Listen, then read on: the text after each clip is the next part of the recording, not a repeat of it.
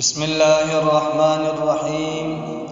سامعین محترم، امام الانبیاء، سرتاج الانبیاء، فخر الانبیاء حضرت محمد عربی صلی اللہ علیہ وسلم نے فرمایا کہ دل چار قسم کے ہیں۔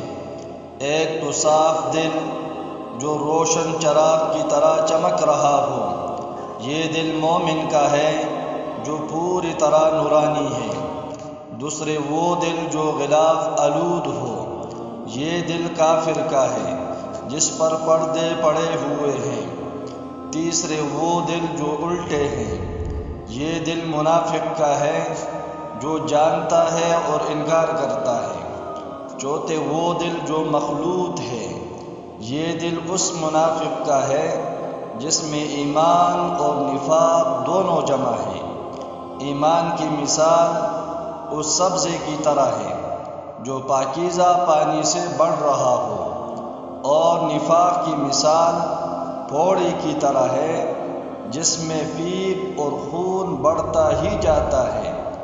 اب جو مادہ بڑھ جائے وہ دوسرے پر غالب آ جاتا ہے۔